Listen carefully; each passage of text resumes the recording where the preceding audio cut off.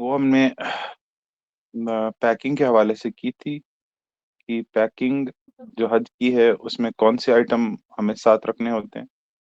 तो उस बारे में हमने डॉक्यूमेंट, लगेज, कपड़े, खाने पीने का सामान के बारे में बात की थी। आज उसके आगे इंशाअल्लाह रहमान बात करते हैं। खाने पीने के आइटम्स के बारे में हमने बात की थी कि खाने पीने का आइटम सिर्फ 20 से 24 दिन तक साथ रखना चाहिए। उसमें जैसे खाना पीने का आप सामान चाहे तो साथ ले सकते हैं। वहां भी मार्केट से आपको सब कुछ मिल जाता है। मटन, चिकन, सब्जी, मसाले, सब चीजें वहां मिल जाती है, लेकिन वहां इन चीजों का रेट थोड़ा सा ज्यादा होता है। तो इसलिए पैसा बचाने के लिए आप ये सब चाहे तो घर से भी ले सकते हैं। अगर चाहे तो आप वहां से भी खरीद सकते हैं, लेकिन अगर घर से लिया हुआ हो तो आपके पैसे पर कम असर पड़ेगा। और आपका जो क्वालिटी होगा आइटम्स का वो भी उसी टाइप का होगा जो आपको सूट करता हो। इसमें जैसे आप ड्राइड वेजिटेबल्स लेते हैं, यूजुअली हम कश्मीर में लेते हैं। और ड्राई फ्रूट्स, बिस्किट, बिस्किट अच्छी चीज़ है, ये लेना चाहिए। अचार, ड्राई फ्रूट भी बहुत अच्छी चीज़ है, काम आता है वहाँ पे। तो इन सारी चीज़ों को लेना चाहिए। इसी तरह से चाय पत्ती, कुछ भाई हमारे डिसाइड करते हैं कि वो खाना जो है वह बाहर होटल से खाएंगे, खुद नहीं पकाएंगे। तो वो अच्छी बात है, इट्स गुड, क्योंकि उससे आप डिपेंड नहीं रहते किसी खाने पर या पकाने पर, और होटल पर इस पे किसी भी किचन वगैरह के सिस्टम पे आपको टेंशन नहीं रहती। लेकिन मेरी रिक्वेस्ट है कि आप कम से कम चाय चाय पत्ती साथ ले लें, क्योंकि सुबह सवेरे चाय पीने की जरूरत पड़ती है और सुबह सवेरे दुकानें वहां पे बंद रहती है। तो चाय कम से कम आप अपने रूम में ही बना लीजिए। चाय बनाने के लिए चाय पत्ती, और साथ में चाय के लिए जो एक इलेक्ट्रिक केटल है वो भी आप साथ ले जाए। तो कम से कम ये दो चीजें आप साथ रखें। दूध वगैरह वहीं से आप खरीद सकते हैं, लेकिन चाय का इंतजाम करें, क्योंकि और वैसे भी चाय वहाँ थोड़ी काफी महंगी मिलती है। ऐसे तो हमसे हमारे घर पे आदत है 5-10 रुपए का हम चाय का कप या 12 रुपए का चाय का कप पीते हैं। वहां पर दूध वाली चाय कम से कम 50-60 रुपए की मिलती है। तो इसलिए चाय का जो है आप यहीं से साथ रखें। इसी तरह ये आइटम भी बहुत इंपॉर्टेंट है, एक शहद की बोतल साथ रखें, क्योंकि अक्सर वहाँ गले की तकलीफ होती है और खांसी की तकलीफ रहती है। तो जो शहद की बोतल है, शहद अगर आप साथ साथ पीते रहें, एक चम्मच खाते रहें, तो शहद गले की तकलीफ में काफी मदद करता है। स्नैक्स के लिए भी कुछ पैकेट रखें, ये भी अच्छी चीज है। और सेहत का अपना ख्याल रखना काफी जरूरी है। जैसे आप जानते हैं कि हज में अक्सर जो सेहत की परेशानियां रहती है, अक्सर ठंडा पानी पीने की वजह से या एसी में बैठने की वजह से, इन दो वजह से अक्सर वहाँ हेल्थ की प्रॉब्लम्स, खांसी, जुकाम, ये सब होता रहता है। इंशाल्लाह अल्लाह ने चाहा तो इस बारे में हम एक अलग सेशन करेंगे, जिसमें हम डॉक्टर साहिबान को बुलाकर आपके साथ बात कराएंगे कि हज में कौन सी सेहत की तकलीफ ज्यादा होने का चांस होता है और उससे बचा कैसे जा सकता है, और अगर खुदा न खास्ता तकलीफ हो भी गई तो उसके लिए कौन सी दवाइयाँ लेनी चाहिए।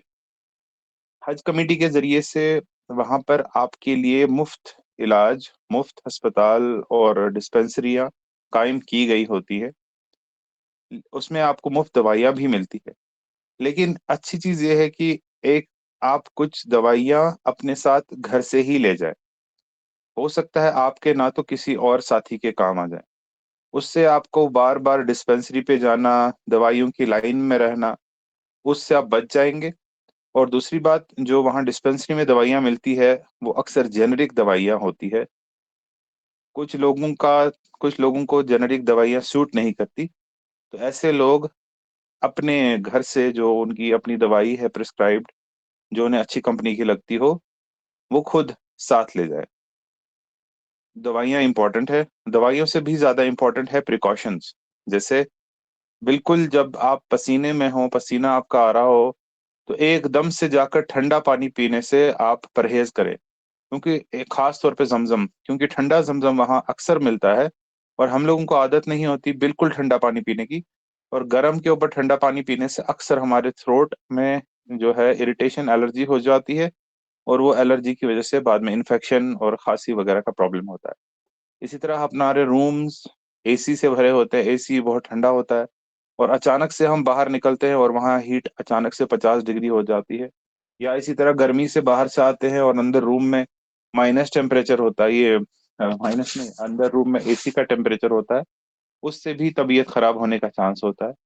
तो उन चीजों के बारे में एहतियात करें। अगर आप रूम से बाहर आ रहे हैं तो एकदम से होटल से बाहर ना जाए, पहले कुछ देर होटल की लॉबी में बैठी, फिर जाके आप बाहर जाए। इसी तरह बाहर जाकर भी थोड़ा लंबी लंबी सांसें ले। मस्जिद में हो तो ठंडा पानी पीने से परहेज करें। वहां पर कुछ ऐसे कूलर होते हैं जिनमें नॉर्मल टेम्परेचर का पानी होता है, जिसमें नॉट कोल्ड लिखा होता है। तो उन नॉट कोल्ड वाले जो कंटेनर है, उनसे आप पानी पिए। इसके मजीद अगर किसी को, किसी साथी को सेहत की तकलीफ है, कोई दवाई लेते हैं ब्लड प्रेशर की, शुगर की, किसी भी चीज की, तो कम से कम, अगर 40 दिन का आपका सफर है, तो कम से कम 60 दिन के लिए दवाइयाँ आप साथ रखें। और जो आपकी दवाइयाँ हैं उनको अलग अलग बैग्स में रखें। एक ही बैग में सारी की सारी दवाई ना रखें, ताकि खुदा ना खास्ता अगर एक बैग कहीं मिसप्लेस हो जाए तो आप दवाइयों की वजह से परेशान ना हो। तो दवाइयों को हर एक बैग में बांट कर रखें। जो आपकी दवाइयाँ डॉक्टर ने आपको प्रिस्क्राइब की है, उनके पास डॉक्टर से उनका नुस्खा जरूर लें। क्योंकि कई बार अगर आपके बैग में दवाई मिलती है, तो कुछ दवाइयाँ तो ऐसी होती है जो बैन होती है। जैसे जो खांसी की दवाई है, आप जानते हैं बहुत सारी खांसी की दवाइयों का मिसयूज होता है। कुछ लोग खांसी की दवाई को ड्रग्स की तरह इस्तेमाल करते हैं। इस वजह से खांसी की दवाइयाँ अक्सर बैन रहती है ट्रैवल के लिए। अगर आप खांसी की दवाइयाँ कुछ साथ ले रहे हैं और खानी खांसी की दवाई लेनी भी पड़ती है, हो सकता है एयरपोर्ट पे आपको रोका जाए, कहा जाए ये दवाई किस लिए लाए हो, ड्रग बेचने के लिए लाए हो। तो उस टाइम आप एक जो प्रिस्क्रिप्शन है डॉक्टर का, वो दिखा सकते हैं। उसमें आप बता सकते हैं, देखिए ये दवाई मुझे डॉक्टर ने लिख के रखी है और प्रेस्क्राइब की है, तो मेरी ये अपनी दवाई है, कोई ड्रग्स यूज के लिए नहीं है। इसी तरह से कुछ दवाइयाँ जो साइकेट्रिक मेडिसिन होती है, जो अगर नींद आने के लिए दवाई रहते हैं, किसी को एंजाइटी की दवाई होती है, अल्लाह सबको शिफा करे, वो दवाइयाँ भी बैंड होती है, उसके लिए भी प्रेस्क्रिप्शन आपको रखना चाहिए। और प्रेस्क्रिप्शन ऐसा रखना चाहिए कि दवा के नाम के साथ साथ उसका जेनरिक सॉल्ट का नाम भी हो। जैसे हमारे जो फीवर के लिए दवाई हम यूज करते हैं, अक्सर डोलो 650 खाते हैं। तो आप अगर प्रेस्क्रिप्शन पे डॉक्टर साहब डोलो 650 लिखेंगे, कल अगर आपको वही दवाई वहां खरीदने की जरूरत पड़ जाए, अगर आप मार्केट में जाके वो अपना प्रेस्क्रिप्शन लेके दवाई वाले को कहते हो देखो जी ये वाली डोलो 650 मुझे चाहिए, तो वो कहेगा मैं तो इस दवाई को नहीं जानता, ये कौन सी दवाई है। इसलिए डॉक्टर साहब से कहे कि जो इसका प्रिस्क्रिप्शन दवाई का नाम है, उसके साथ साथ इसका सॉल्ट भी लिखें। जैसे डोलो 650 के साथ लिख लें पैरास्टामोल। उस तरह से आपको दुकान पर जो दुकानदार है मेडिसिन वाला, उसके लिए आसान हो जाता है, वो आपको वही वाली दवाई दे देता है जो उसके पास अवेलेबल होती है। दवाइयाँ यहाँ से लेना एक बहुत अच्छी आदत है। एलर्जी की दवाई अपने डॉक्टर साहब से आप मिल लीजिए। डॉक्टर साहब जिस हिसाब से आपको प्रिस्क्रिप्शन करते हैं, तो उस हिसाब से आपको दवाई लेनी चाहिए। इसी तरह से मेडिकल हिस्ट्री का भी एक डॉक्यूमेंट साथ रखना चाहिए। अगर आपके सेहत पे कोई कंसिस्टेंट परेशानी है, अल्लाह रहम करे, तो या कोई दवा की एलर्जी है, या कोई सर्जरी हुई है, कोई कंडीशन है जो हिस्ट्री है, उसके बारे में एक छोटा सा पेज बनाकर रखें। डॉक्टर साहब से बनवा दे। उससे अगर आपको कल को डॉक्टर के पास जाने की जरूरत पड़ी, तो आप वो हिस्ट्री का डॉक्यूमेंट अपने साथ ले जाएंगे। तो देखने वाला डॉक्टर साहब देख लेगा कि अच्छा, इसको तो सर्जरी हुई है, तो इस सर्जरी में मैं ये वाली दवाई इसको नहीं दे सकता। तो उससे भी आपको आसानी होगी। ये उन लोगों के लिए है जिनको मेडिकल की कोई हिस्ट्री रहती है। ओआरएस पैकेट लेना बहुत इंपॉर्टेंट है। ओआरएस पैकेट आप समझते हैं, वो दस्त वगैरह के लिए बच्चों को दिया जाता है, और बड़ों को भी। लेकिन ये वहाँ दस्त के लिए यूज नहीं होते हैं। ये सबसे इम्पोर्टेंट चीज है ओआरएस पैकेट्स। कभी कभी अक्सर वहां पर बहुत गर्मी, 50 डिग्री की गर्मी होती है। 50 डिग्री की गर्मी में जब आप चलते हैं तो पसीने की वजह से आपकी बॉडी से सॉल्ट लॉस होता है। सॉल्ट लॉस को बचाने के लिए आप सिंपल पानी पियेंगे तो सॉल्ट आपकी बॉडी में नहीं रिटेन होगा।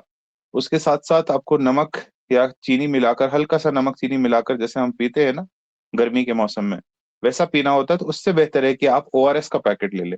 एक ओआरएस पैकेट को 1 लीटर पानी में घोल दें। उसी पानी धीरे धीरे पीते रहे। उससे क्या होगा कि आपकी जिस्म में सॉल्ट भी बरकरार रहता है। अगर आपको लग रहा हो चलते चलते थकान महसूस हो रही हो, पानी तो आप पी रहे हैं लेकिन आपको बहुत थकान महसूस हो रही है, इसका इशारा है, ये इस बात की तरफ इशारा देता है कि शायद आपको सॉल्ट लॉस हुआ है। वहां अक्सर होता है, आप पानी तो पीते हैं, बहुत पानी पीते हैं, लेकिन आपकी जो थकावट बहुत ज्यादा होती है। बिल्कुल थोड़ा सा आप चल के थक जाते हैं। आपको समझ नहीं आता कि क्या हो रहा है, मैं तो खाना भी खाया हूँ और मैं पानी भी बिल्कुल पी रहा हूँ, मैं थक क्यों ना हूँ। उसकी वजह यह होती है कि आपकी बॉडी में से सॉल्ट लॉस बहुत ज्यादा हो गया होता है, और सिर्फ सिंपल पानी पीने से वो सॉल्ट बैलेंस बराबर नहीं आता। इसके लिए आपको ओआरएस पी लेना चाहिए। 1 लीटर पानी की बोतल में ओआरएस मिला के पिए, और फिर इंशाल्लाह आपकी जो हिम्मत है और जो हेल्थ है वो फिर से रिस्टोर हो जाएगी। ऐसे ही फीवर की मेडिसिन, एलर्जी की मेडिसिन, वॉमिटिंग की medicine, ointments, bacterial ointments, Band-Aid, Moov, ortho oil, ये सब दवाइयां भी आप साथ ले सकते हैं। अपने डॉक्टर के पास जाके हज से जाने से पहले एक दवाइयों का लिस्ट, आप एक नुस्खा बना ले और वो दवाइयां आप साथ ले ले। हम भी इंशाल्लाह कोशिश करेंगे कि हमारे ग्रुप में कुछ डॉक्टर साहिबान हैं, तो वो आपसे बात करेंगे इंशाल्लाह आगे के सेशन में, तो उनसे भी आप दवाइयों का लिस्ट ले सकते हैं। जो हाजी साहब नी कैप पहनते हैं चलने के लिए, वो नी कैप ले सकते हैं, और एहराम की हालत में भी नी कैप पहन सकते हैं। Cough syrup, first aid, glucose, antacid, Zandu balm, ये सब ले सकते हैं। वैसलीन बहुत इंपॉर्टेंट चीज है मर्दों के लिए। वैसलीन आप समझते हैं, वैसलीन या तेल, जब हम लोग एहराम की हालत में मर्द हजरात चलते हैं, क्योंकि एहराम के अंदर कोई अंडरवियर आपने पहना नहीं होता है, तो जो रगड़, स्किन की जब रगड़ होती है, उस वजह से स्किन छिल जाता है। स्किन, पसीना, रगड़ और चलने की वजह से जो हमारी टांगों के बीच का स्किन है वो छिल जाता है, और उस वजह से रैशेज हो जाते हैं। काफी पेनफुल रैशेज होते हैं जिसकी वजह से चलना काफी मुश्किल हो जाता है। उनसे बचने के लिए आप अपनी टांगों के बीच में ये वैसेलीन मलते रहते हैं। इससे फ्रिक्शन कम होता है और रैशेज नहीं होते। लेकिन इसमें एक खास ख्याल रखें कि जब आप वैसेलीन मलें तो हर 1 या 2 घंटे बाद इसको धो लिया करें। जब वजू करें तो अच्छे से वहां पर जो आपका एरिया है उसको अच्छे से धो ले, ताकि इन्फेक्शन ना हो। तो वैसेलीन एक बहुत इंपॉर्टेंट है। अगर खुदा न खास्ता इसके बाद भी आपको रैशेज हो जाए तो एंटी रैश क्रीम आपके काम आ सकती है। लोजेंजीज, वो मिठाई जैसे होते हैं जो खांसी के वक्त हम लोग यूज करते हैं। थर्मामीटर एक छोटा सा 200-250 रुपए का साथ रखना बहुत इंपॉर्टेंट है। फीवर की वहां अक्सर शिकायत रहती है, तो अगर आपके पास अपना थर्मामीटर हो तो आपको बार बार डिस्पेंसरी जाने की जरूरत नहीं रहती। ब्लड प्रेशर मॉनिटर ऑटोमेटिक अगर आपके पास है, अगर आपको ब्लड प्रेशर देखना आता है, इससे भी आपकी काफी प्रॉब्लम सॉल्व हो जाएगी। नहीं तो आपको अक्सर डिस्पेंसरी में सिर्फ बार बार बीपी चेक करने के लिए जाना होता है, और उससे आपका काफी वक्त और इबादत का टाइम जाया होता है। इसके लिए अगर आप अपना ब्लड प्रेशर का जो मशीन है वो साथ ही रख लें, अगर आपके पास है तो। अगर नहीं है तब तो आप वहां पे भी जा सकते हैं, लेकिन ब्लड प्रेशर की मशीन आपको साथ रखें तो अच्छी बात है। जो लोग डायबिटिक है या डायबिटीज की उनको रिस्क है, वो लोग ब्लड शुगर मॉनिटर भी साथ रखें, और उसके साथ स्टेप्स भी काफी रखें। उससे वो अपना ब्लड शुगर बार बार मॉनिटर कर सकते हैं, और जो ब्लड शुगर की दवाई है वो भी आप साथ रखें। कुछ लोग ऐसा करते हैं कि वो कहते हैं कि देखो, मैंने सुना है वहां कोई शुगर वगैरह की परेशानी नहीं रहती, तो मुझे दवाई खाने की जरूरत नहीं है। ऐसा नहीं है। आप अपना ब्लड शुगर मॉनिटर करते रहे, उसी हिसाब से आप दवाई भी खाते रहे। पिछले साल ऐसा हुआ था कि कोई हाजी साहब थे, उन्होंने सुना था किसी हाजी साहब से कि उनकी डायबिटिक प्रॉब्लम थी, उन्होंने लेकिन सुना था कि वहां कोई पिछले साल हाजी साहब गए थे 2-3 साल पहले उनके यहाँ, उनके नेबर, उन्होंने उनको बताया था देखो भाई मैं भी डायबिटिक था लेकिन मुझे कोई दवाई खानी नहीं पड़ी, अल्लाह का शुक्र है। इन हाजी साहब ने भी यही किया, इन्होंने कोई दवाई नहीं खाई। तो नतीजा ये हुआ कि अल्लाह रहम करे, उनको इतनी सीवियर प्रॉब्लम होगी कि उनका हज होते होते रहे, अल्लाह रहम करे। और उनके पाँव में भी बहुत ज्यादा सीवियर इन्फेक्शन हो गया। तो ऐसा ना करें, दवाइयाँ जो दी गई है वो भी यूज करें, अल्लाह पे भी भरोसा रखें, जमजम भी पीते रहे, जमजम में शिफा है, और अपने एहतियात लेते रहें। ब्लड ग्लूकोज मॉनिटर जो छोटी सी स्ट्रिप वाला होता है उसको भी साथ रखें, इंशाल्लाह अच्छी बात है। जिन लोगों को सांस की कोई तकलीफ होती है, एल्डरली लोग, वो लोग पल्स ऑक्सीमीटर जो हम कोविड में यूज करते थे, इसको भी यूज करें। इससे भी हमको शॉर्ट में फीवर का पता चलता है, थकान का पता चलता है, और अगर खुदा ना खास्ता चेस्ट का कुछ इन्फेक्शन हो तो उस बारे में पता चलता है। ये तो थी बात दवाइयों की। इंशाल्लाह इसके बाद थोड़े से क्वेश्चंस लेंगे, अगर आपके पास हों तो क्वेश्चंस लेंगे। बर्तन में क्या क्या लेना चाहिए? बर्तन में एक इलेक्ट्रिक केटल बहुत इंपॉर्टेंट है, लेकिन ये मल्टी कुकर टाइप लेनी चाहिए। मैं आपको दिखाता हूँ कि मल्टी कुकर किसको कहते हैं। एक सेकेंड। मल्टी कुकर, ये इस तरह की केटल जो होती है आपको मार्केट में मिल जाएगी, इस तरह की केटल, इसको मल्टी कुकर कहा जाता है।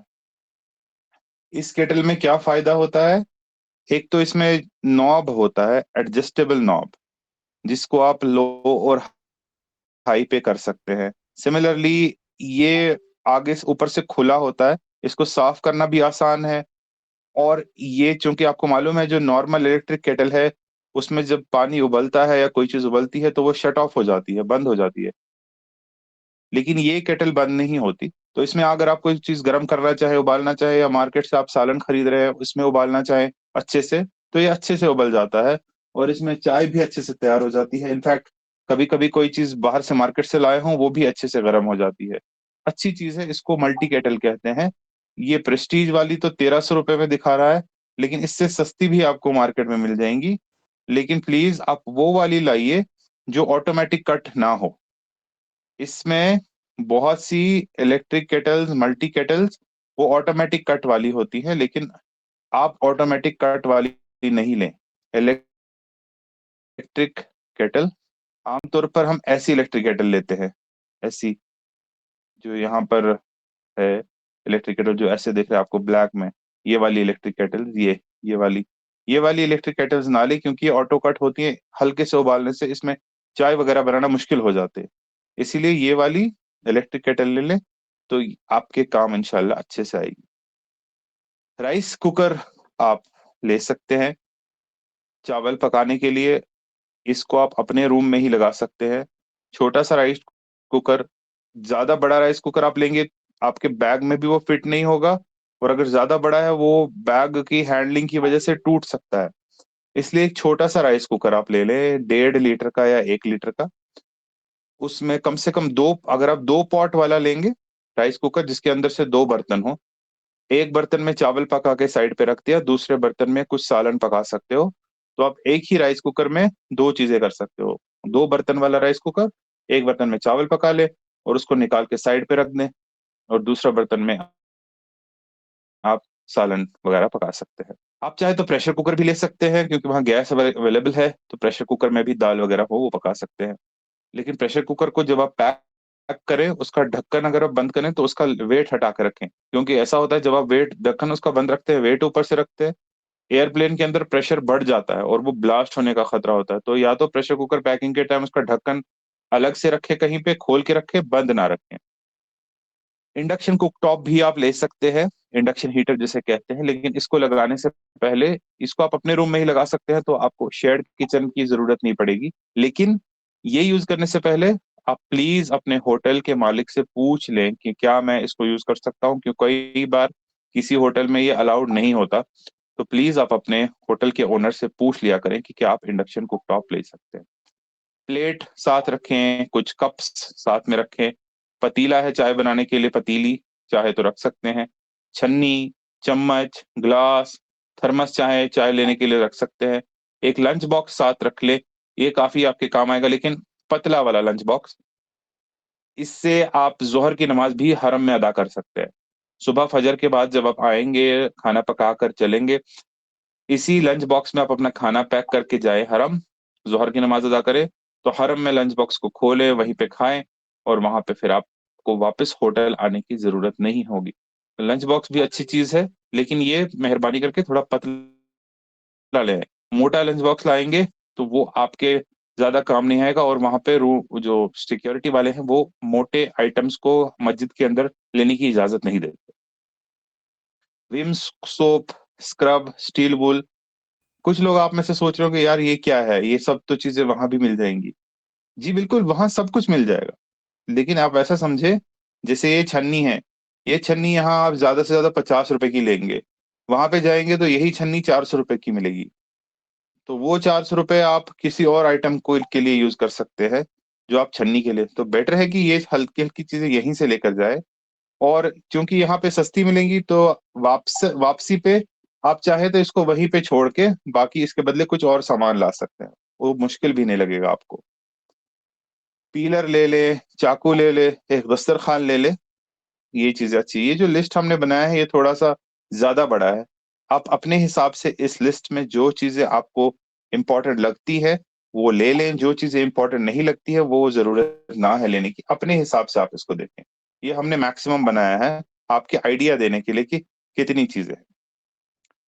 अब आते हैं टॉयलेटरीज पे। टॉयलेटरीज कहते हैं उन चीजों को जो आपके पर्सनल केयर के लिए यूज होती है, जैसे face wash, hand wash, body wash, या साबुन है, शैम्पू है, मॉइस्चराइजर है। सनस्क्रीन लेना बहुत इंपॉर्टेंट है, खास तौर पे उनके लिए जिनकी स्किन थोड़ी लाइट होती है और उसमें सनबर्न होने का खतरा होता है। एसपीएफ, कम से कम एसपीएफ 50 वाला सनस्क्रीन लें। कुछ लोग उसमें से इसमें स्मेल फ्री वाले और बिना स्मेल स्मेल वाले ऑप्शन भी ले सकते हैं। स्मेल फ्री और स्मेल वाले का क्या मतलब है, जब आप एहराम की हालत में होते हैं तो कोई भी ऐसी चीज आप अपने स्किन पे नहीं लगा सकते जिसमें खुशबू आती हो। तो लेकिन एहराम की हालत आपकी हमेशा नहीं होती।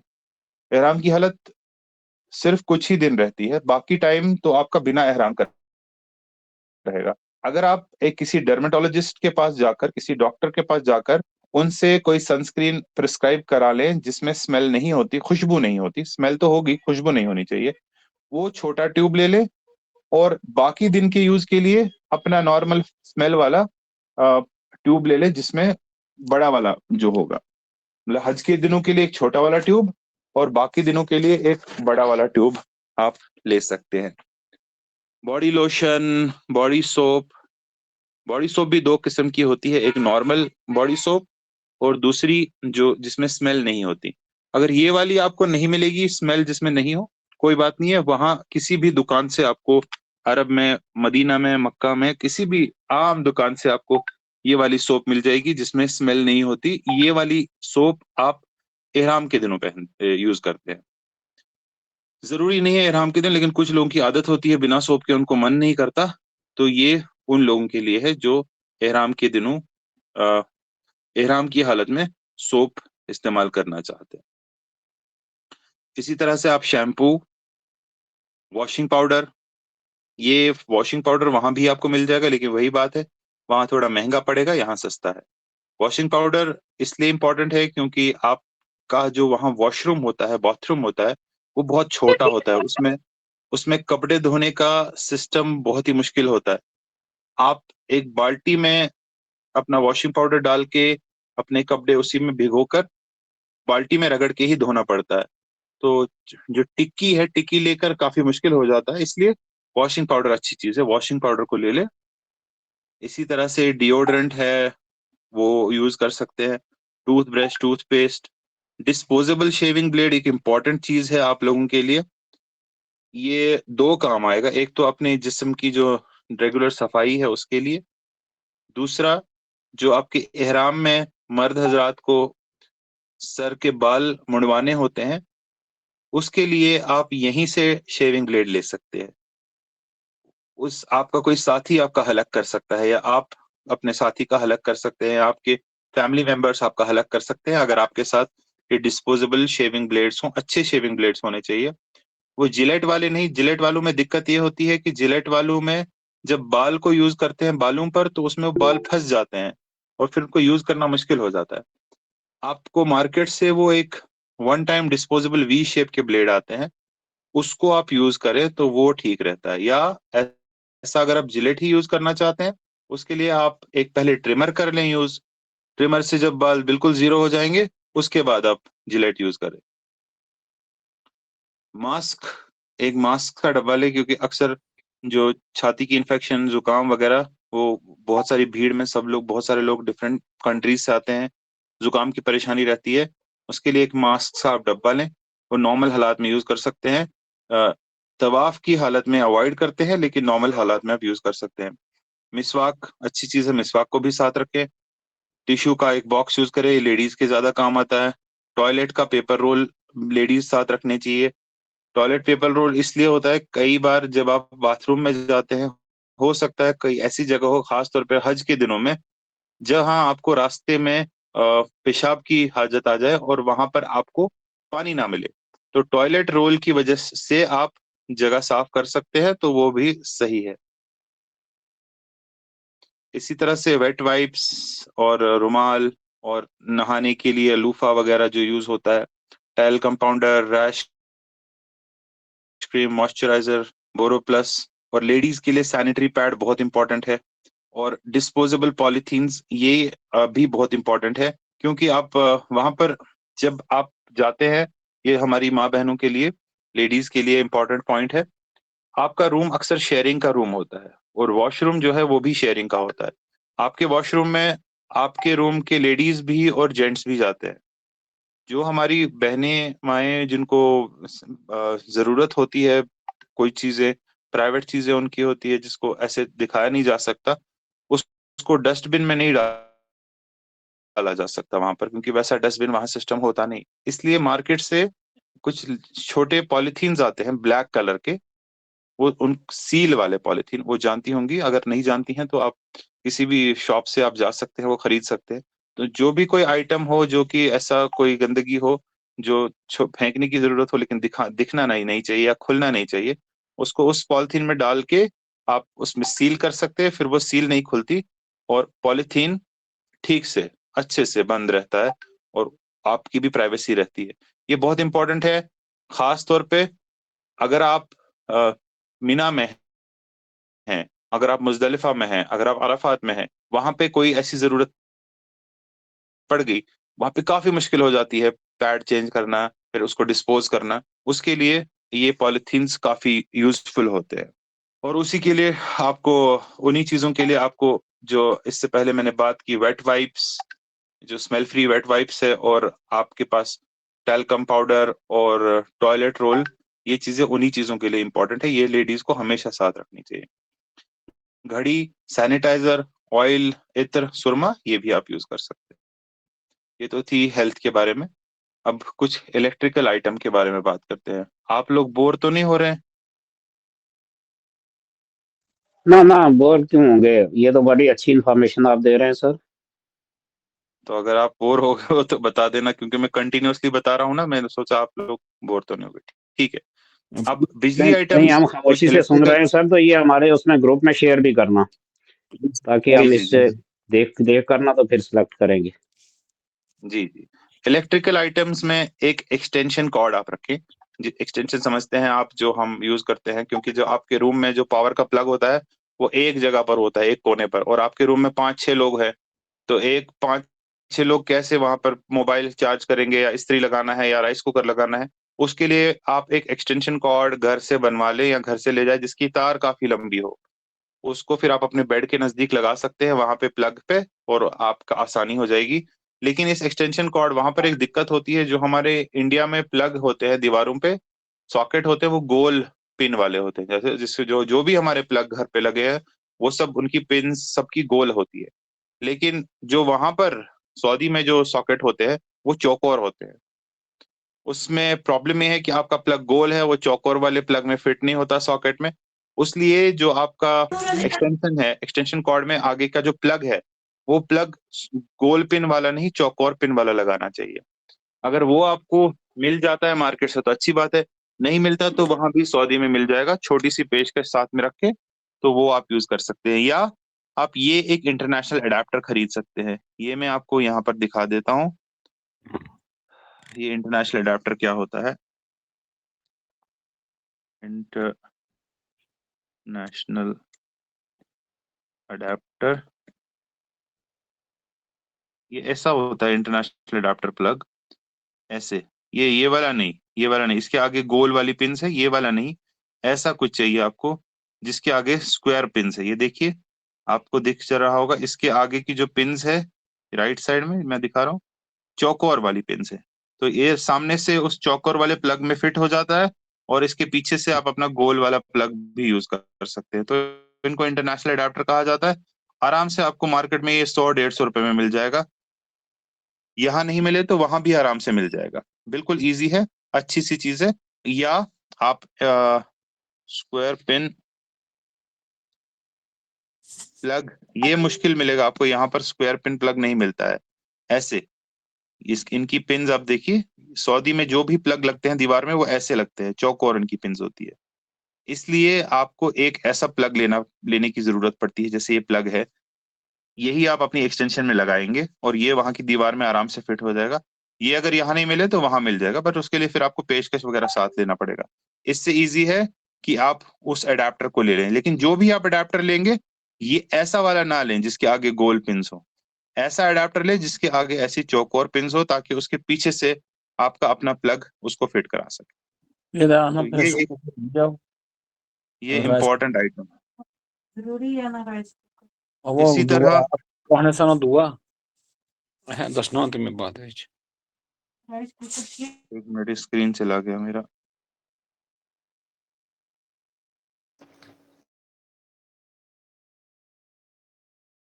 हेलो, जी ये स्क्रीन आ गया। तो ये हमने बात की थी एक इंटरनेशनल अडेप्टर की। एक पावर बैंक भी ले लीजिए, बहुत ही बहुत ही बहुत ही जरूरी आइटम है पावर बैंक। क्योंकि हज के दिनों में आपका जो सारा जो चार्जिंग है वो पावर बैंक से होगी। पावर बैंक ऐसा खरीदिए जो रिसेंटली मैन्युफैक्चर हुआ है। 2 साल पुराना, 3 साल पुराना वो पावर बैंक नहीं लीजिएगा, क्योंकि उसकी बैटरी डेड हो गई होती है। इवन इफ अगर आपके पावर बैंक 1 साल पुराना या 2 साल पुराना मार्केट में बिक रहा हो नया, लेकिन हो वो मैन्युफैक्चर 1 साल पुराना, उसको ना खरीदे। उस पावर बैंक को खरीदे जिसका मैन्युफैक्चरिंग डेट बिल्कुल नजदीक हो। अगर आपको वारंटी भी मिल जाती है 1 साल वाले या 2 साल वाले पावर बैंक पे, उसको कभी ना खरीदें, क्योंकि उसका पावर बैकअप बहुत कम हो जाता है हर 1 साल बाद। तो पावर बैंक हमेशा खरीदे तो लेटेस्ट खरीदे, पुराना बिल्कुल नहीं। मोबाइल चार्जर, और मोबाइल चार्जर के साथ साथ एक एडिशनल चार्जिंग की केबल भी साथ रखें, क्योंकि हरम के अंदर कई जगह पर चार्जिंग पॉइंट्स होते हैं। आपके पास अगर चार्जिंग केबल है तो आप किसी भी चार्जिंग पॉइंट के अंदर उसको लगा सकते हैं। और इससे एक और फायदा, किसी और साथी का अक्सर चार्जर साथ होता है, अगर आपके साथ ना हो तो आप उसको कह सकते हैं केबल मेरे साथ है भाई, तो वो टेंशन नहीं होगी आपकी, बी टाइप केबल है कि सी टाइप केबल है, एक केबल भी एडिशनल साथ रखें। हेयर ट्रिमर के बारे में मैंने बात की। वायर्ड ईयरफोन, ईयरफोन रखें तार वाला ईयरफोन। एक ब्लूटूथ वाला ईयरफोन होता है, ईयरबड्स होते हैं, वो ठीक है, लेकिन वहां पर जुमा का खुतबा और अराफात का खुतबा एफएम पर लाइव चलता है। इंटरनेट की जरूरत नहीं पड़ती वो सुनने के लिए, लेकिन वो एफएम पर लाइव खुतबा सुनने के लिए आपके फोन में वायर्ड ईयरफोन होना जरूरी है, क्योंकि वो wired earphone as an antenna काम करता है।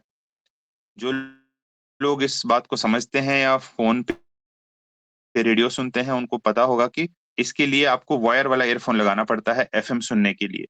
वो लोग एफएम ले लें। उससे क्या होगा, जुमा के दिन आप किसी भी जगह हरम में बाहर होंगे, आप अपने मोबाइल में ईयरफोन लगाएंगे, एफएम पे स्कैन करेंगे स्टेशन, आपको डिफरेंट लैंग्वेज के स्टेशन आ जाएंगे, उर्दू, इंग्लिश, मलयालम, ये सब, नॉट मलयालम, इंडोनेशिया, बांग्ला, ये वाले आपको आ जाएंगे, और आप उसमें उर्दू वाला लगाकर आराम से इमाम साहब का खुतबा ट्रांसलेटेड लाइव सुन सकते हैं। एयरबड्स आप ले सकते हैं जैसा आप चाहे, नॉइज कैंसलेशन वाले, आयरन इस्त्री ले सकते हैं, प्रेस वगैरह। और एक एडिशनल फोन लेना ना भूलें। अपना फोन तो है ही, लेकिन एक और फोन अपने बैग में साथ रखें। उस फोन में भी अपने इंपॉर्टेंट नंबरों को पहले ही इंडिया से ही सेव करके डाल रखें। कुछ हाजी साहब हमारे होते हैं जिनको बटन वाला फोन यूज करना आता है, स्क्रीन वाला फोन यूज उनको करना नहीं आता है, टच स्क्रीन वाला। कोई बात नहीं, बटन वाला फोन भी वहां, टच स्क्रीन वाला फोन रख दें, उसमें वीडियो कॉलिंग की कोई ऐप इंस्टॉल करा दें, और उनको सिखा दें कि वीडियो कॉलिंग कैसे होती है। क्योंकि वो फोन लेकर वो आप लोगों से वीडियो कॉल कर सकते हैं बस होटल में। होटल में वो किसी से कह देंगे लॉबी पे जाके मैनेजर से ये मेरा फोन है, मुझे बच्चे से वीडियो कॉल करना है, जरा वीडियो कॉल करा दो। अपना फोन लेकर करेंगे तो अच्छी बात है, किसी से मांगना नहीं पड़ेगा, फिर उसको वापस वो अपने बैग में रख देंगे। नॉर्मल यूज के लिए अपना बटन वाला ईयरफोन वो यूज कर सकते हैं। ये उन लोगों के लिए जिनको फोन करना नहीं आता, लेकिन एक एडिशनल फोन जरूर रखें, क्योंकि कई बार फोन खो जाता है, फिर हाथ आदमी परेशान होता है कि क्या करूं। तो एक एडिशनल फोन रखना अच्छी चीज है। इसके अलावा भी कुछ आइटम्स हैं जो आप चाहे तो रख सकते हैं, जैसे एक वजन करने की छोटी मशीन होती है जो हाथ में ऐसे पकड़ी जाती है, 150-200 रुपए की डिजिटल वाली आती है वो, उसमें सेल लगती है।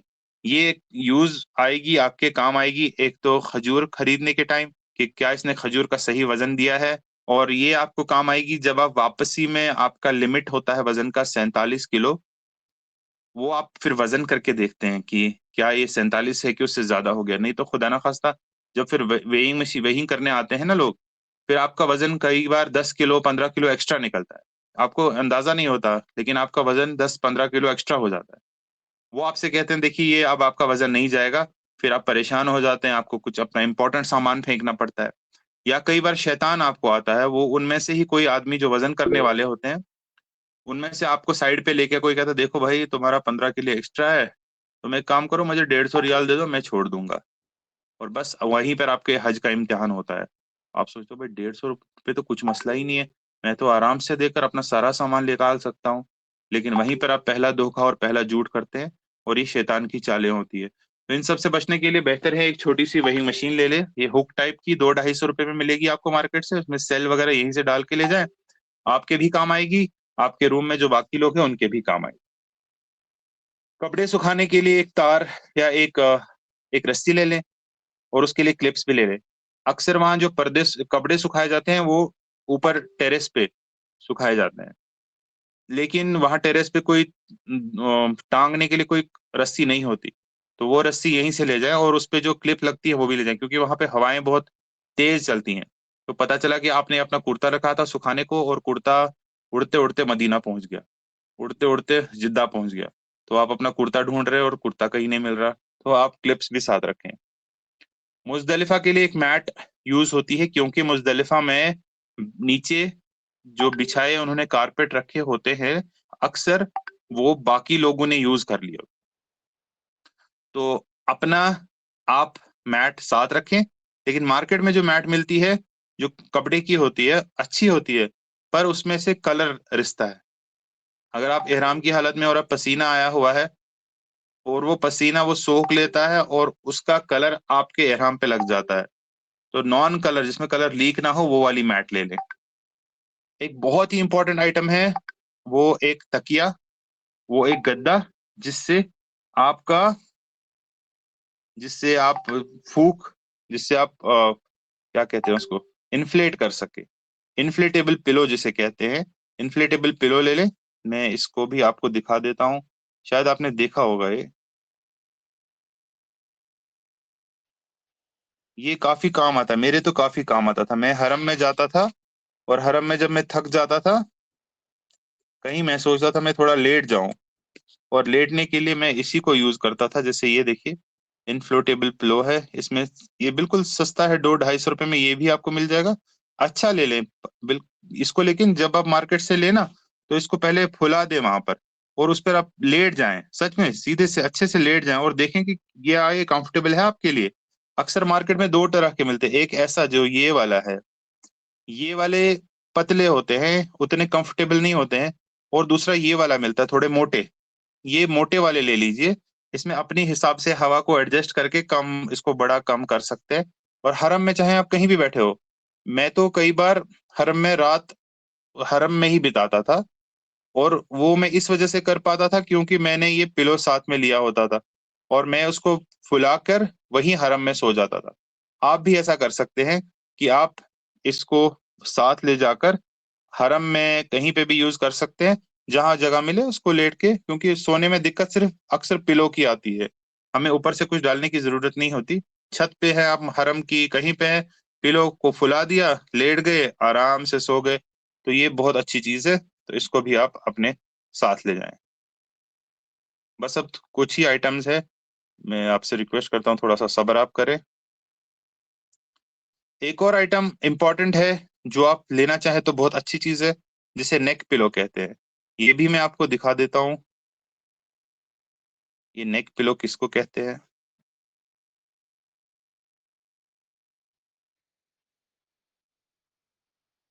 इसको नेक पिलो कहते हैं।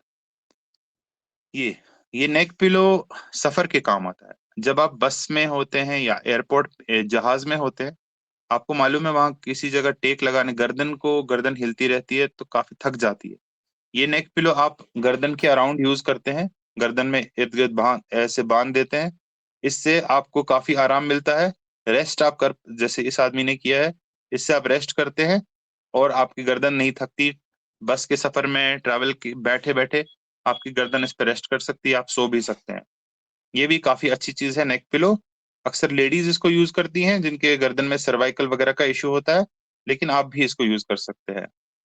आई मास्क, एयर प्लग वो लोग यूज करते हैं जो लोग, चूंकि आपका रूम शेयर्ड रूम होता है और आप जब सोने की कोशिश करते हैं, अक्सर लोग लाइट खुली रखते हैं और आते जाते रहते हैं, काफी शोर होता है रूम में, कुछ लोगों को उस हालत में नींद नहीं आती। तो वो लोग आई मास्क और एयर प्लग से ही साथ ले जाएं तो उस तरह से वो सो सकते हैं। नेल कटर, टोपी, सनग्लासेस, और सनग्लासेस यूवी प्रोटेक्शन वाले अच्छे अच्छे चश्मे, ब्लैक कलर के, बहुत इंपॉर्टेंट है। वहां हरम में खास तौर पे वाइट मार्बल इतना चमकता है और तेज धूप में इतना चमकता है कि खुदा ना खास्ता लगता है कि मेरी आंखें बिल्कुल चुंदला जाएंगी और मैं अंधा हो सकता हूँ, इतनी तेज लाइट आती है। इसके लिए बहुत अच्छी चीज है कि आप एक सनग्लासेस ले लें, अच्छी कलर के, अच्छी क्वालिटी के सनग्लासेस, जिससे आपकी आंखें भी बची रहेगी। अब आप ऐसा ना सोचे कि ये फैशन के लिए है, ये फैशन के लिए नहीं, ये वहां जरूरत है। हमारे जो बुजुर्ग होते हैं वो कहते हैं क्या यार, मैंने उम्र भर में जिंदगी में ये नहीं पहना तो आज का क्यों पहनूं। लेकिन ये समझिए, इससे आपको इबादत में आसानी होगी, क्योंकि चलेंगे, आंखों को तकलीफ होती है तो चलना, यकीन मानिए कई बार मैं हरम से जब बाहर निकलता था, एक बार मैं हरम से बाहर निकला, मुझे अभी भी याद है। मैं हरम से बाहर निकला दिन की दोपहर में, मुझे कुछ जल्दी थी। मैं 15 कदम नहीं चल पाया, मैंने अपनी आंखें बंद कर ली। इतनी तेज धूप थी, गर्मी नहीं थी, पर धूप इतनी तेज मार्बल से आंखों पे आ रही थी, मेरे मुझे लगा कि मेरी आंखें जल जाएगी। बिल्कुल मैं उस पूरे रास्ते आंख बंद करके चला हूँ, इतनी तेज लाइट आंखों पे आती है। इसीलिए ये जो सन ग्लासेस है, अच्छी क्वालिटी के सन ग्लासेस लेने। पाउडर, अच्छी क्वालिटी के शूज या चप्पल, जो भी शूज या चप्पल ले, उसको पहले आप घर पे यूज कर लें, अच्छी तरह से 1 महीना 1.5 महीना उसको यूज करें, फिर ले जाए। नई चप्पल नया जूता ले जाएंगे तो पाँव में लगेगी और फिर उससे मुश्किल हो जाएगी। मास्क मैंने बताया है।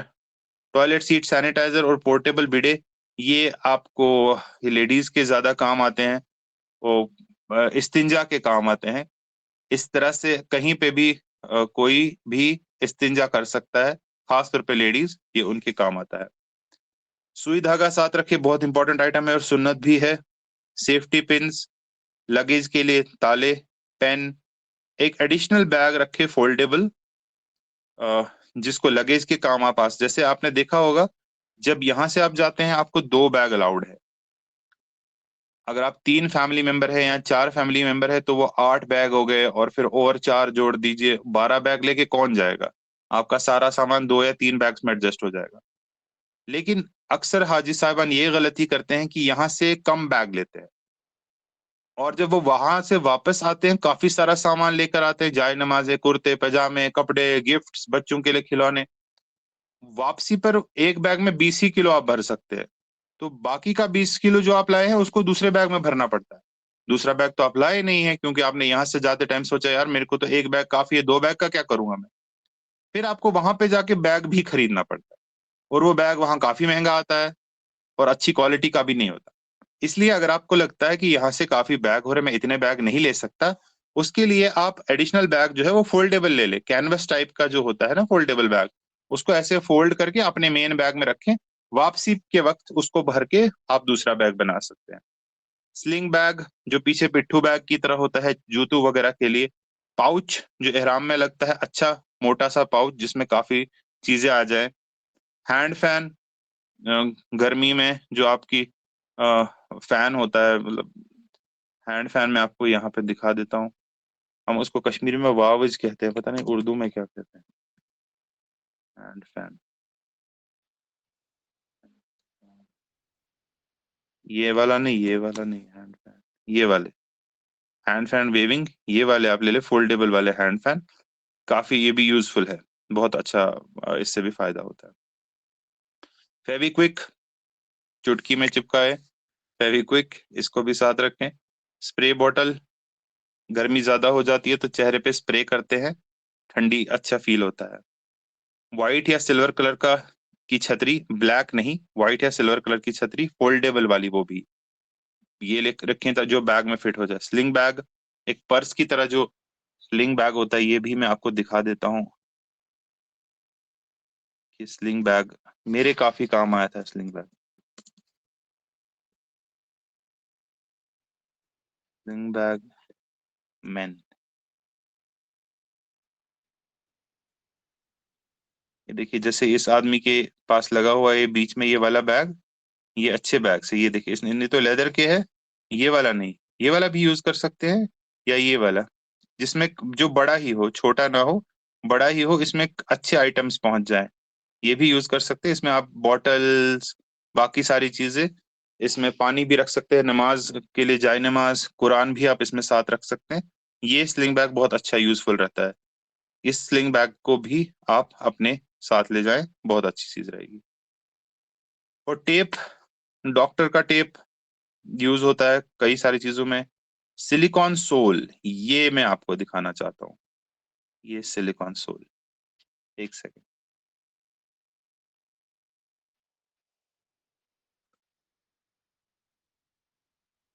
ये देखिए। दिक्कत होता ऐसा है कि जब आप एहराम में होते हैं या नॉर्मल होते हैं, हरम में आपको अक्सर नंगे पांव चलना पड़ता है। मस्जिद के अंदर जूता तो नहीं यूज करेंगे, वहां सब मार्बल ही मार्बल है। मार्बल पे चलते चलते पाँव की एड़ियों में काफी दर्द होने लगता है, क्योंकि सख्त होता है मार्बल। उस वजह से इंसान तवाफ भी कम कर पाता है, तवाफ भी आप यकीन माने, जब बार बार चलते हैं पत्थर पे तो पाँव दुखने लगते हैं पत्थर पे चलने से, मार्बल आखिरकार पत्थर ही है। तो इसके लिए आप ये यूज कर सकते हैं, इसको सिलिकॉन सोल कहा जाता है। ये ऑर्थोपेडिक दुकान से आपको मिल जाएंगी। ये कई सारे टाइप्स की होती है, देखिए एक ये वाली है जो इस तरह की है, जो ऐसे फिट हो जाएगी। ये आप इहराम में नहीं पहन सकते, लेकिन ये नॉर्मल टाइप पे आप पहन सकते हैं। इससे आपको एक गद्दा जैसी फीलिंग आती, गद्दी जैसी फीलिंग आती है पाँव के नीचे। या ये वाले सोल्स है, ये आप अपनी चप्पल के अंदर या जूते के अंदर पहन सकते हैं, ये वाले भी। इसी तरह से सिलिकॉन सॉक्स आते हैं, सिलिकॉन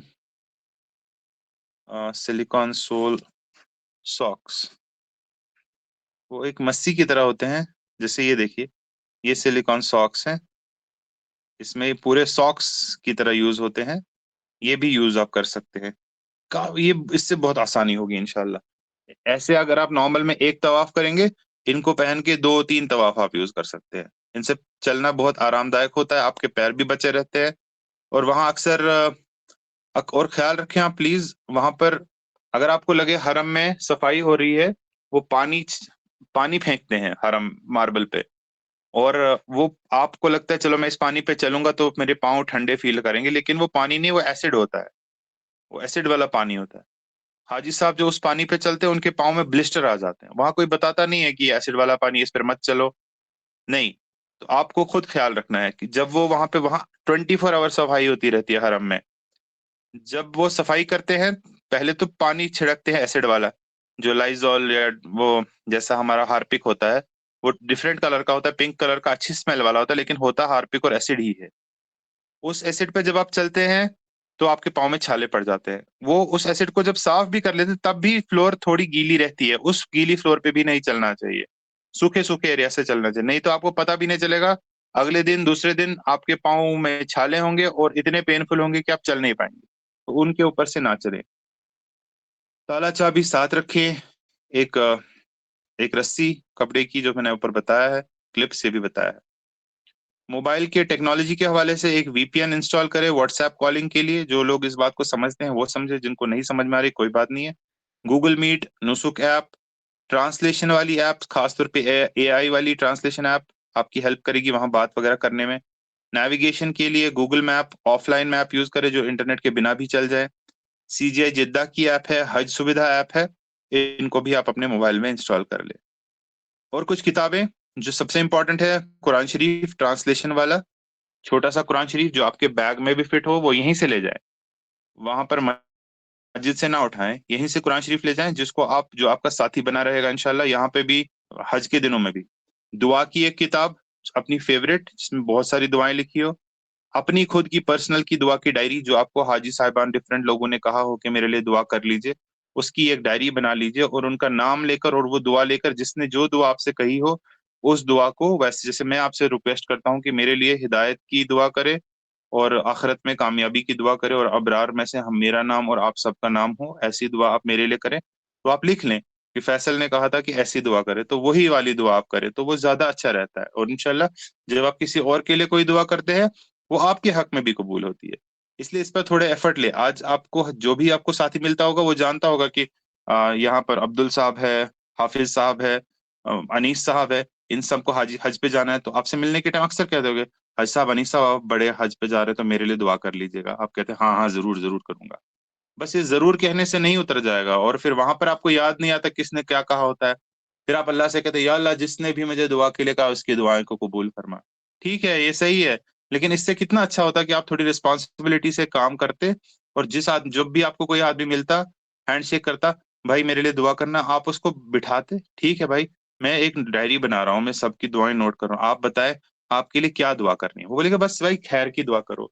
ठीक है भाई, खैर की दुआ तो मैं जनरल कर लेता हूँ, लेकिन कोई खास दुआ है आपकी लाइफ में, कोई इशू है, कुछ हो तो बता दो, मैं लिख रहा हूँ। तो फिर वो बेचारा सारे इश्यूज बता देगा गिन गिन के, वो सब आप नोट कर ले, क्योंकि आपको अरफात में, मुजदलिफा में, हरम, जमरात पे, सफा मरवा पे बहुत टाइम मिलेगा दुआ के लिए। उस टाइम पर आप सोचेंगे मेरे तो दुआएं खत्म हो गई, मैं कोई दुआ ही नहीं है, मैं थक गया, इतनी सारी दुआ मैंने कितनी बार एक ही दुआ रिपीट करूंगा। फिर आपको यही वाली दुआएं काम आएगी, लोगों की दुआएं। फिर आप लोगों के लिए दुआ करोगे, और यकीन मानिए जब हम लोगों के लिए दुआ करते हैं ना, तो वो दुआ दिल से निकलती है, और हमको उनकी जब परेशानियों को हम गिनते हैं ना, जो उन्होंने हमसे कही होती है, जब आप उनसे कहते हैं ना कि भाई बताओ क्या दुआ करनी है, तुम बैठो मेरे साथ, कोई पर्सनल दुआ है तो बताओ, वो दिल खोल के आपसे अपनी सारी परेशानियां बयान करते हैं।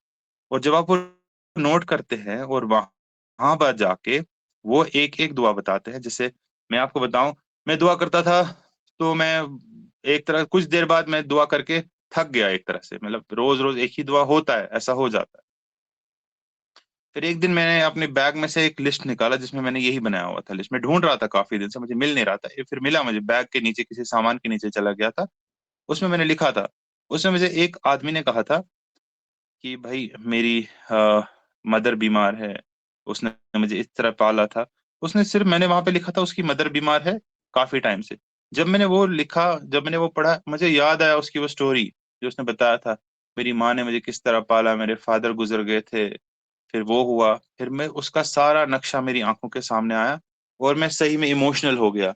और जो मेरी वो दिल से वो उस टाइम दुआ निकली, मुझे लगा कि सही में ये वाली दुआ उसके लिए कबूल हुई होगी, क्योंकि वो दुआ मेरी दिल से निकली, क्योंकि उसके हालात मेरी आंखों के सामने आ गए। नहीं तो मैं इतने दिन से वहां पे था और मैं दुआ करता था, लेकिन उस तरह से दुआ नहीं निकल पा रही थी जैसे उस भाई की। वो, और वो दोस्त मेरा कोई क्लोज दोस्त भी नहीं था, ऐसे ही मिला था मुझे रास्ते में। मुझे किसी बुजुर्ग ने कहा था कि भाई, जब मैंने उनसे मशवरा किया था मैं हज के लिए जा रहा हूँ, मुझे क्या क्या करना चाहिए, उन्होंने ही मुझे मशवरा दिया था, तुम एक कॉपी ले लो, जो भी तुमको दुआ के लिए कहेगा वो लिख लो, और उससे पूछा करो कि और कुछ तो नहीं लिखना है, और कुछ तो नहीं लिखना है।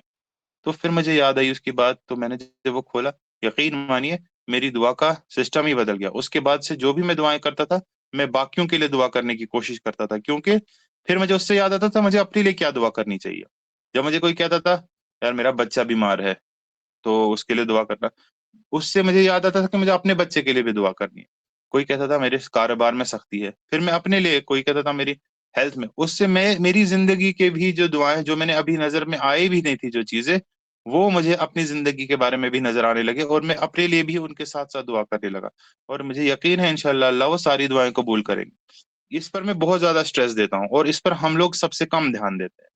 बाकियों की दुआ की डायरी बहुत ही इंपॉर्टेंट है, और क्या पता आपकी दुआ किसी के हक में कामयाब कबूल होके उसकी जिंदगी बन जाए, और आप देखिए आपको कितना बड़ा सवाब होगा उसके लिए। अल्लाह हम सबको तौफीक दे। हज की किताब, जो आसान सी किताब हो आपके पास, वो जरूर साथ रखें।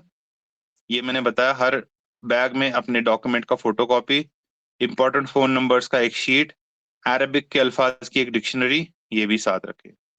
इसके अलावा कुछ और चीजें हैं, जैसे कम से कम 1000 रियाल का कैश आप साथ रखें, लेकिन ये यहीं से एक्सचेंज कराएं। इंडिया का रुपया वहां आप मेहरबानी करके किसी भी हाल में ना लें।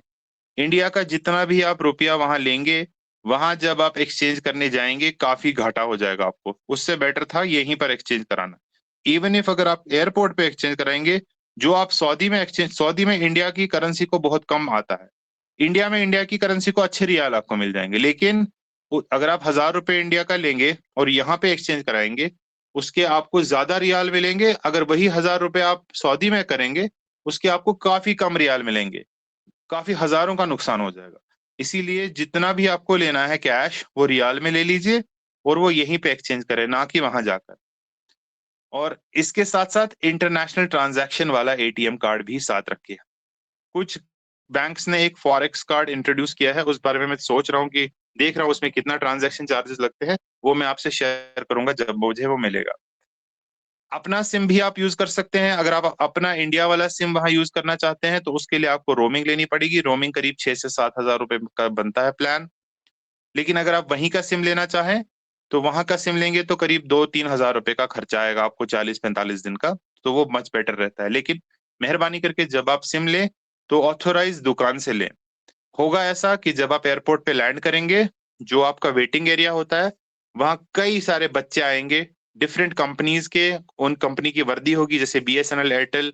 वैसे ही वहां पे भी कंपनी है, एसटीसी, जैन, मोबाइल। उनकी यूनिफॉर्म पहन के वो बच्चे आएंगे और वो आपसे कहेंगे ये फ्री सिम है, फ्री सिम। तो आप खुश हो जाएंगे, आप उसको फ्री सिम लेंगे। लेकिन वो होता क्या है, वो आप फ्री सिम नहीं होता है, और वो आपको ठगते हैं। वो आपको कहते हैं 100 रियाल होगा, वो 50। वहां ऐसा है, एक्चुअली ठगना नहीं है, आप इसको ऐसा समझिए, वो बिजनेस है। आपको मालूम है, अगर आप यहाँ 100 रुपए का रिचार्ज खरीदते हैं, तो 100 रुपए आपके अकाउंट में डलता है। लेकिन अगर वहां पर आप 100 रुपए का रिचार्ज करते हैं, तो डिपेंड करता है दुकानदार उसमें से कितना कमीशन काटेगा। वहां की गवर्नमेंट इजाजत देती है लोगों को, वो अपने हिसाब से कमीशन काट सकते हैं। जैसे यहाँ आइटम पे एमआरपी होता है, वहां आइटम पे एमआरपी नहीं होता। यानी वही चीज आपको एक दुकान पे 10 रुपए की मिलेगी, और वही चीज, बिल्कुल वही चीज, दूसरी दुकान पे आपको 1 रुपए की मिलेगी, और वही चीज तीसरी दुकान पे आपको 2000 रुपए की मिलेगी। क्योंकि वहां पे रेट फिक्स नहीं होता है। एमआरपी, मैक्सिमम रिटेल प्राइस का कॉन्सेप्ट सऊदी में नहीं है। इस वजह से रेट आप काफी फ्लक्चुएट होती देखेंगे, और आप अजीबोगरीब चीज देखेंगे, जैसे रिचार्ज पे मुनाफा। यहाँ पे कॉन्सेप्ट ही नहीं है कि रिचार्ज पे मुनाफा, लेकिन वहां पे 100 रियाल, 100 रियाल आपसे कोई लेगा, 85 रियाल आपको डालेगा। आपको लगेगा उसने धोखा किया है, लेकिन वहां वो अलाउड है। इसीलिए आपको जब भी रिचार्ज करना हो, जब भी सिम लेना हो, तो ऑथराइज दुकान से ले। ऐसे रास्ते से कोई लड़का दे रहा है फ्री सिम ऑफर दे रहा है, ऐसा ना करे। कई बार वो किसी एक को ठीक वाला सिम बेच देते हैं, ताकि दिखाएं आपको, देखिए देखिए इसको आया ना, इसको पूरा बैलेंस आ गया। लेकिन फिर जब आपकी बारी आती है, आपको वो ठगते हैं, आपको कम बैलेंस दे देते हैं। 100 रुपए लेके 20 रुपए अकाउंट में डाल देते हैं। उसके लिए बेटर है एयरपोर्ट पे आप सिम नहीं लें। अपने रूम पे जाएंगे, होटल में जाएंगे, वहां से बाहर जाके प्रॉपरली, दुकान वहीं पास में होगी सिम वालों की, वहां से आप सिम ले लीजिए। और जाने से पहले, क्योंकि आप 2 महीने के लिए, करीब 40-45 दिन के लिए घर से बाहर रहने वाले हैं, तो घर की जितनी भी बिल्स हैं, टेलीफोन की बिल है, कोई इंस्टॉलमेंट है, ईएमआई है, या कोई भी चीज है, कोई भी बिल है जो जिस वजह से आपकी कोई कनेक्शन कट सकता है, 2 मंथ के लिए कम से कम पहले ही भर दे। नहीं तो वापसी पे आएंगे, ना लाइट होगी, ना पानी होगा, ना फोन होगा, ना इंटरनेट होगा, कुछ भी नहीं होगा, सारा बंद हो गया होगा। तो मेहरबानी करके 2 मंथ की जो भी आपके चुका के है, जिस उधार उधार है, वो सब उधार दीजिए। एक बहुत ही इंपॉर्टेंट चीज, जितना भी सूद आपने अभी तक बैंक से लिया है, उसको लौटा दे। लौटाने का मतलब है, वो किसी को दे दे, बिना बिना सवाब की नीयत से। आप सूद की कमाई खाकर हज पे जाएंगे, तो बिल्कुल सही नहीं है। सूद तो वैसा ही है, अल्लाह और उसके रसूल से जंग करने के बराबर। आप अपने बैंक पे जाएं, बैंक के मैनेजर से बात करें और उससे कहे, आपके पास मेरा पूरा स्टेटमेंट है अभी तक का, जब से मैंने अकाउंट खोली है यहाँ पर। आप प्लीज मुझे बता दें कि जब से मैंने अकाउंट यहाँ खोली है, मेरे अकाउंट में कितना रुपए सूद आया है, कितना रुपए इंटरेस्ट क्रेडिट हुआ है। वो आपको बोलेगा 1 हफ्ते बाद आइए, मैं कैलकुलेट करूंगा। हफ्ते बाद वो आपको बताएगा, दी देखिए, आपके अकाउंट में 1992 से लेकर आज तक करीब 20,000 रुपए का सूद आया है। आप खुद हैरान हो जाएंगे कि आपने 20,000 रुपए का सूद खाया है।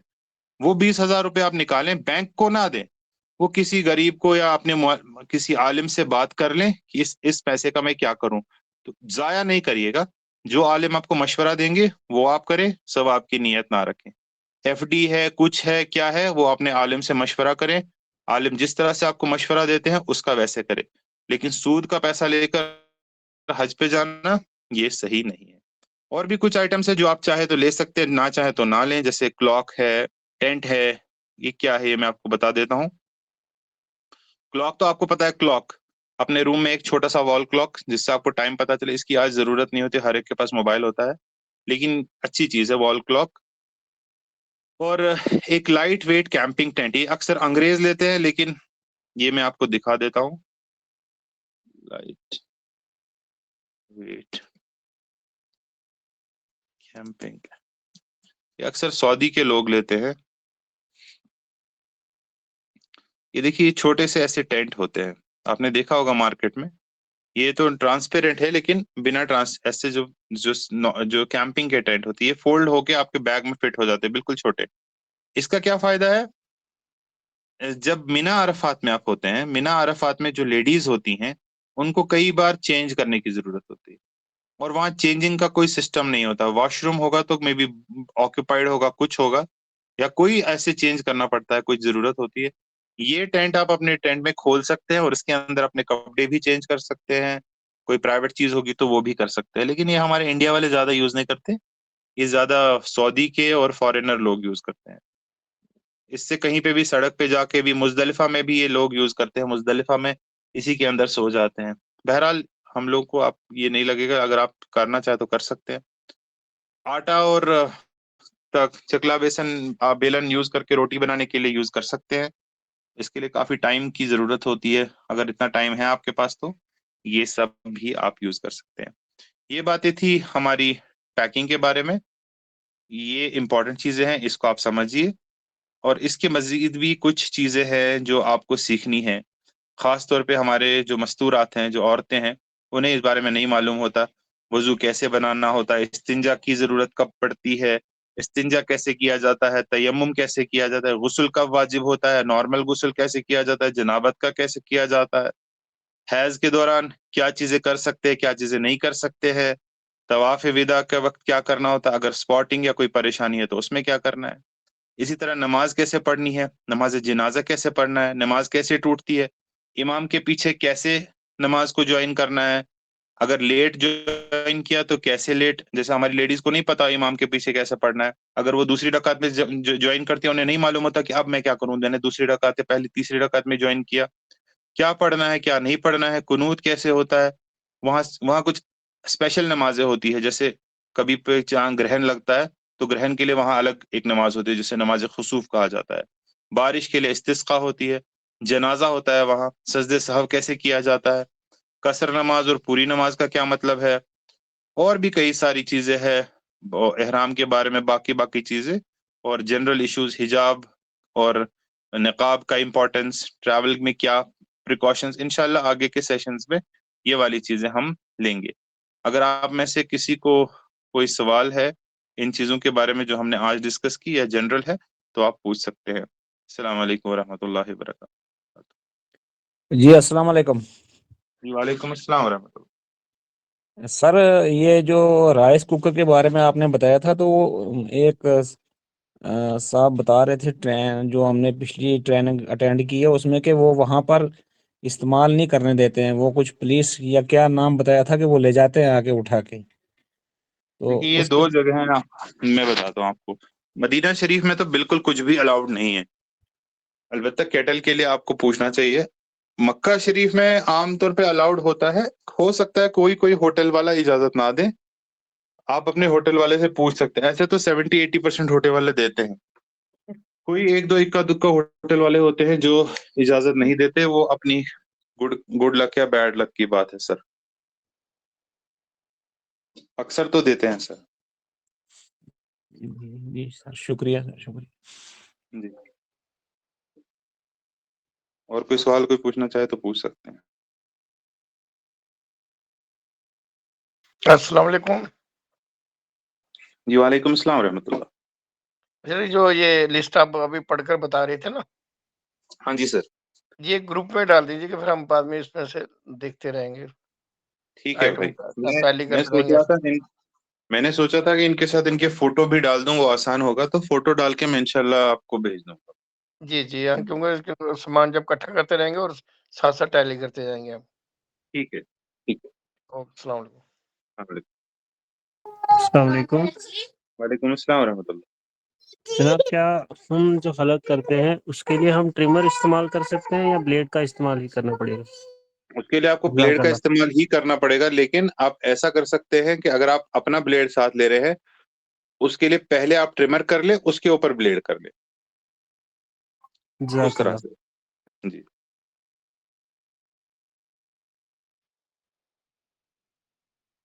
और कोई पूछना चाहे कुछ तो पूछ सकते हैं।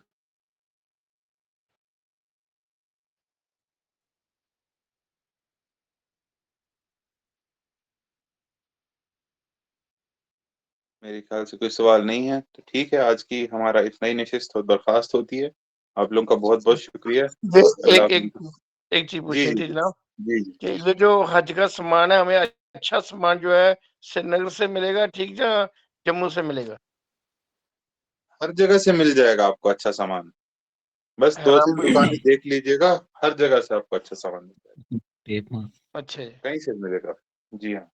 ठीक। उसमें कितना सामान क्या है, बस एहराम है। एहराम तो कहीं से भी मिल जाएगा, और क्या है। बाकी तो कुछ उतना है नहीं, बाकी हर जगह से मिलता है। इसमें इसमें एहराम में वो जो। अरे जी। जो इसमें कफ़न का कपड़ा वगैरह लेते हैं, कहते हैं वो भी साथ लेना होता है? जी नहीं, वो जरूरी नहीं है, ऐसा कोई है नहीं सुन्नत में या नहीं, इस्लाम में। नहीं है ना? लोग ऐसे तो ही अपने हराम का शौक के लिए। कपड़ा कपड़ा ऑलरेडी बना होता है या ये कटवाना पड़ता है कितना? आमतौर पे एहराम का सेट ही आता है मार्केट में। वो एक अच्छा जी, समर कूल टाइप होता है। जी, वो उस कॉटन का ठीक ठाक, उसमें उतना भी पतला लट्ठे के कपड़े की तरह नहीं होता, थोड़ा उससे मोटा होता है। वो जी, मार्केट जी, में सेट आ जाता है 2 पीस का, तो वो ले 2 जाए। पीस। जी। ठीक है, ठीक है। अस्सलाम वालेकुम।